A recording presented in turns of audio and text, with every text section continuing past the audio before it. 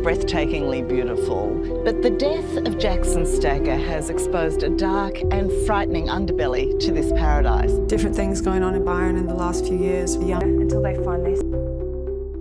Good evening everybody and welcome back to the channel. On today's deep dive, I want to look into a case that has perplexed me and plagued me for so long, and I know that a lot of people in my comment section, especially on TikTok and Instagram, have had the same thought process, and I get so many comments like this every day. That's exactly what we're going to be doing today. I talk with a lot of people that have been affected by these disappearances or these murders around the Byron Bay area. So I want to tackle this with as much respect as possible, as I know everyone watching does as well. Now, let's do the deep dive. So Byron Bay is a coastal town in the heart of New South Wales, and it is very well known for its beaches, its surfing lifestyle, and a lot of backpackers and tourists will travel to Byron Bay because that's what they're chasing. They're chasing those Australian beaches, the Australian surf, and those laid back Aussie vibes that everybody is after.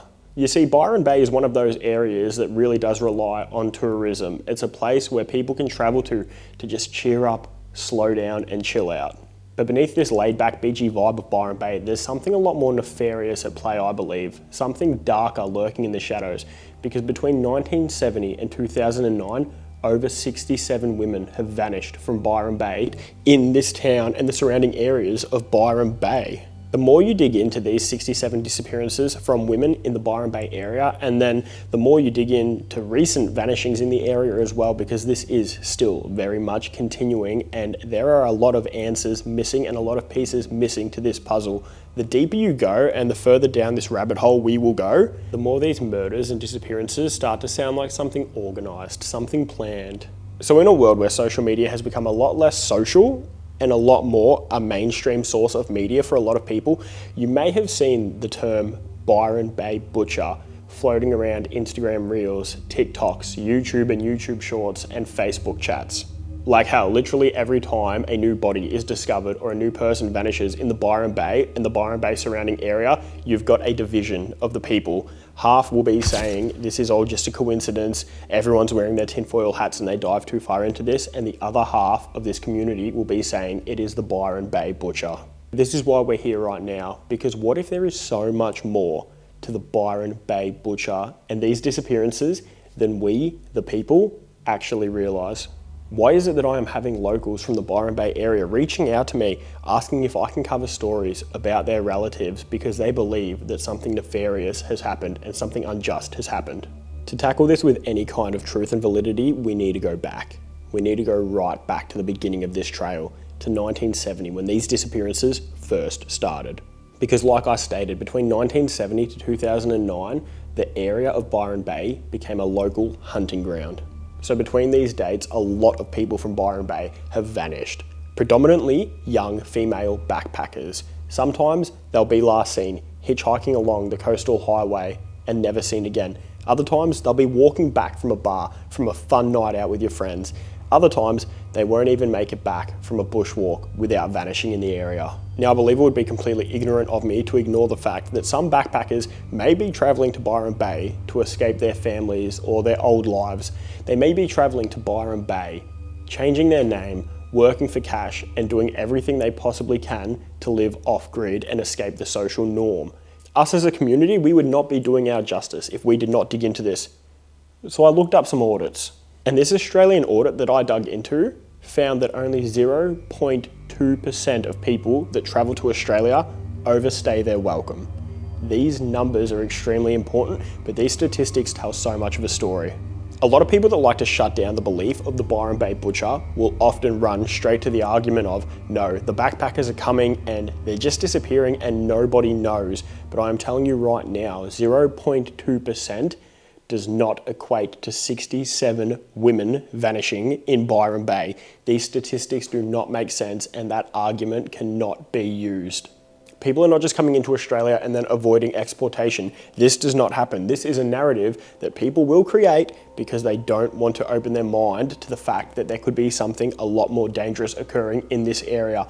And we have to take into account, this is a tourist location. It is bad for business. But then we have to ask the next question. If it isn't that these women, these backpackers traveling to the Byron Bay area are just vanishing off at their own free will to find a new life. What is it that is causing these people to disappear and vanish without a trace? What is it in Byron Bay that has been hunting these people for decades? So this is where I want to steer the conversation first and foremost, because we need to understand that out of the 67 women that have been used for this case study, these statistics, not all of them are backpackers that are just vanishing. No, some of the women that are vanishing or then being found years later, some of them are locals. In 1997, a local school teacher named Marion Barton was last seen on the 22nd of June at her local bus station getting ready to board a trip to New South Wales towards Byron Bay. And the sad part is, Marion was never seen or heard from again. She had been planning a road trip for quite some time, and she had been planning to go through Byron Bay and the surrounding areas of New South Wales. And in 2024, she was officially declared deceased. In 1998, another woman named Louise Roberts was last seen at the front of the Nimbin police station before vanishing. This woman vanished right in front of our eyes, right in front of a police station at 11 a.m. in the morning, mind you. And then 7 months later, her body was discovered, and I'm probably going to say this wrong, but her body was discovered in the Wunwun State Forest, which is roughly 15 kilometres outside of Lismore. Now, police have confirmed that Lois was murdered and met with foul play, and they've also confirmed that they believe that her attacker was well known to her, but 27 years later, they still haven't released why. There has been no evidence released to the public on what happened to her and why. A woman named Katrina Pullman was last seen leaving her friend's house in Ballina, and then 2 weeks later, her body was discovered in bushland not too far from the area. Now, police once again came out and said this is very suspicious, but to this day, there has been no evidence released. So Katrina's case still remains unsolved. These are local women of the area as well. Can you start to see that it isn't just a tendency of backpackers? So the entire thought that backpackers come to town, change their names, get jobs and vanish isn't true. These are extremely important key pieces of information, because we have to understand that if this is a serial killer per se, the motive doesn't check out. Because if this was a serial killer who was only hunting female backpackers, why is it that local women as well are going missing in this town? So if you ask me, I would say that this literally is a rebuttal to anybody that says, no, the backpackers are just coming into Byron Bay and then they travel off and they leave and they find that fun hippie Australian lifestyle and that's what they were chasing and that's why they vanish. No, that does not check out. And if you do your own research, you will find so many locals in the area as well that have been met with foul play. Mind you, out of the statistic of 67 women, not all of them remained missing forever. A lot of them have been found and a lot of them were met with foul play, with murder. We're diving into all of these possibilities and digging up the past and analysing the present, because this story just continues to get stranger and stranger and the water just continues to get murkier. Now, if you've made it this far, a lot of you might be thinking, why does he keep on referencing 1970 to 2009? Why are these statistics that Marcus is using to present this to us? Because these are the exact same dates and the exact same statistics that MP Jeremy Buckingham used when he stood before Parliament and demanded answers for the disappearances in Byron Bay. When a New South Wales MP starts digging into this as well and starts asking the same questions that we, the people, are asking, I believe we all have a duty to dig into this ourselves and start asking the exact same questions, because this tells me that there is something more nefarious going on in this area that people are trying to scream and shout out to the rest of us Australians. So all of the information that we've reflected on so far has come directly from the source. This is not online rumours or fear-mongering or speculation. No, these are true events and this is a true pattern that other people are starting to reflect on as well. Buckingham tried to warn all of us that these locations and the clustering of all of these dates couldn't just be shrugged off and brushed off as a coincidence. But what makes this case even stranger is when Buckingham came forward in front of Parliament and relayed all of this information to the people, nothing happened. There was no dedicated task force, no review of any of this information. It was just silence. Silence from the people that could have connected the dots. After this warning, you would expect headlines to be blowing up, investigations to be occurring, maybe even a Royal Commission inquest. But it was silence. It's almost as if this story was too inconvenient to blow up. Byron Bay, it's not just another coastal town, you see. It's a global brand. You see, tourism pumps hundreds of millions of dollars into the local economy every year. And you know what isn't good for tourism? Whispers of a serial killer. Whispers of a potential trafficking ring. Whispers of a cult with nefarious motives. That doesn't spell well for tourism and global branding. Some locals will say that this is just negligence. Other locals believe that this is intentional. Because if you start poking and prodding around these disappearances, if you start pulling on some threads, sometimes they lead to places much darker that others would rather keep buried. So at the moment, we do have factual evidence that the town and the surrounding areas of Byron Bay are plagued with disappearances and death. At least enough for the local MP to take all of this information and go to Parliament, because he too himself is connecting the same dots that we are. So are there still disappearances occurring around the Byron Bay area after 2009? Because the information that we have to work with is from 1970 to 2009. And the answer is yes. There just hasn't been any data released to the public about this. 2019, a 19-year-old Belgian backpacker, a man named Theo Hayes, would vanish from Byron Bay. And Theo Hayes, his disappearance, his case, would shock the entire nation. So on the 31st of May 2019, Theo left one of the popular bars in Byron Bay, a bar called Cheeky Monkeys. Now, if you've ever traveled to Byron Bay, you probably have been to Cheeky Monkeys and had a drink there. I remember when we were on schoolies going through Byron Bay years ago, we all used to talk about Cheeky Monkeys and how this was the nightclub, this was the bar that used to let you dance on the tables. It was a rowdy place. Well, Theo had left Cheeky Monkeys at around about 11 p.m. that night, and CCTV footage captures Theo walking through the town. Theo was heading east through the town towards the lighthouse, and then nothing. He vanished. Theo never returned to his hostel. He never boarded his flight back home, and all of his belongings were still sitting in his hostel. Now, this case actually blew up because Theo's family demanded answers and they were not going to slow down. So police were conducting an investigation and they found that Theo's phone's last pinged location was near Tallow Beach. Tallow Beach is a location surrounded by rough bushland and quite large cliff faces and rough surf. What's strange is police put on a full investigation and search party for Theo. Drones had taken to the sky looking for him. Sniffer dogs were out on the scene. Even the locals that had never met this Belgian man before were on the search for him. And not a single trace of Theo was ever found.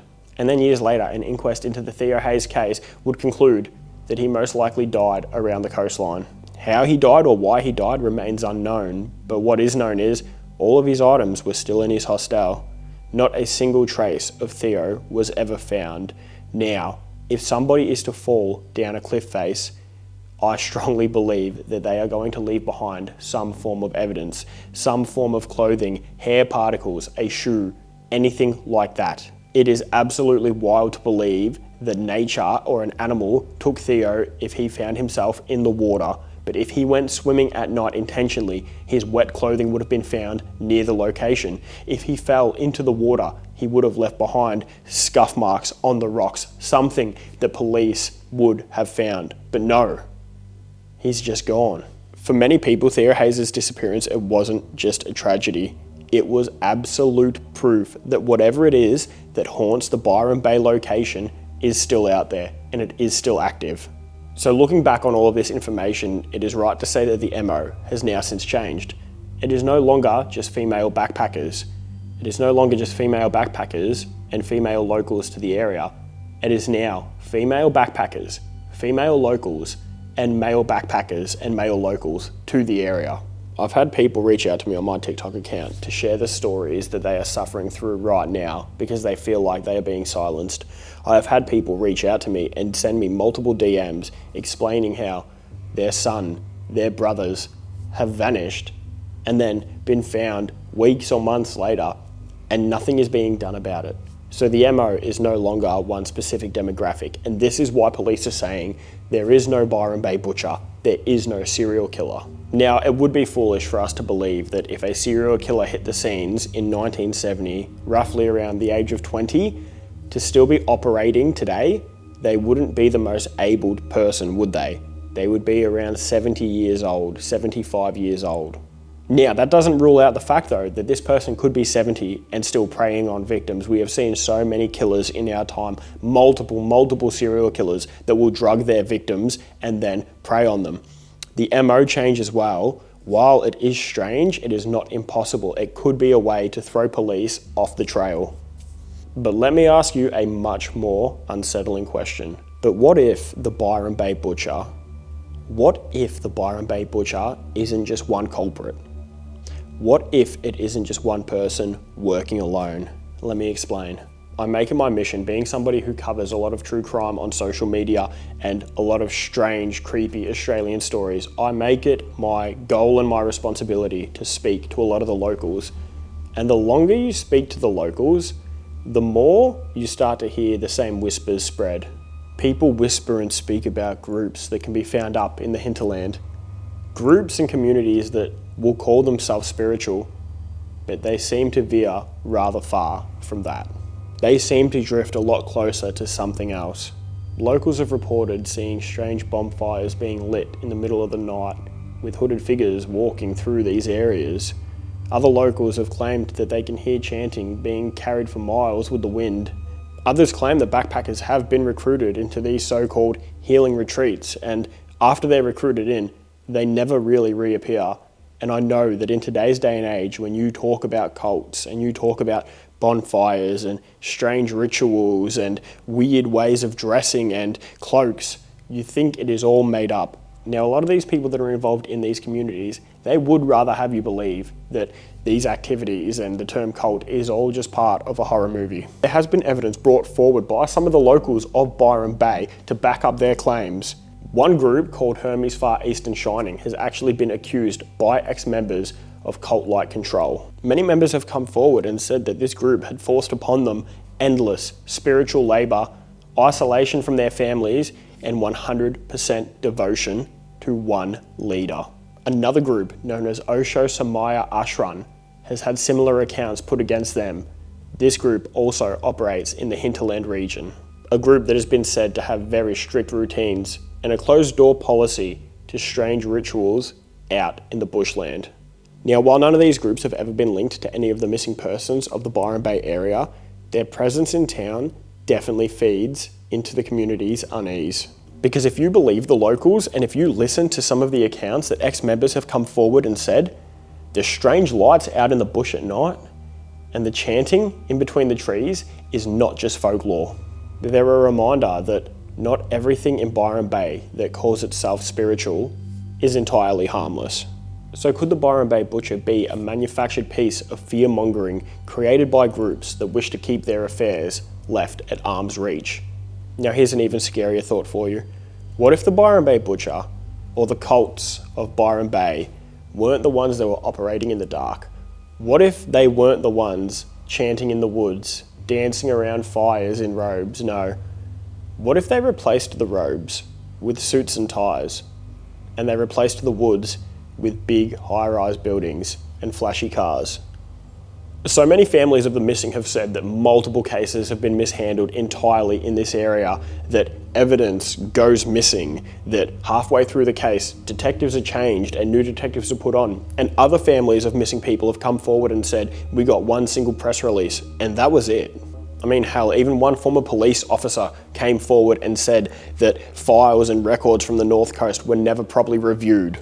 And while the police will continue to say that these disappearances are unrelated, I promise you, if you ask the right locals, they would go on the record and they would say that the drug trade, the cash flow, and the people that are tied up in both of these have a hand to play. Because on paper, Byron Bay might look like this fun surf town where everybody's loving, everybody's caring, and everybody's nurturing for you. But a huge, predominant part of Byron Bay is the party lifestyle. And that party lifestyle needs to be fueled. And what fuels that party lifestyle? Narcotics and backpackers that are coming through looking for work, and travelers that are coming through to get away from the social norm and find that lifestyle are all prime candidates for these things. They all become targets for the wrong crowd. So that leads me to the question, is there an active serial killer in Byron Bay? Or could it be something so much more? Is there a crime syndicate that are working the Byron Bay area and people are falling victim to human trafficking? Is there a cult in Byron Bay that is preying on these people? I mean, if we're being realistic here, it's not hard to believe how the possibility of human trafficking could be occurring in this area. This is a town that resets itself every couple of weeks. New faces come in while old faces vanish. You've got so much access to trade routes around the area, big warehouses, rental houses. This could be an operation that has been going on for years. And every single cog in this machine could be running nice and quiet and smooth while everybody else is out there looking out towards the ocean. And if that's the truth, then the Byron Bay Butcher might not be a killer that's running around the bush. No, the Byron Bay Butcher could be the system itself.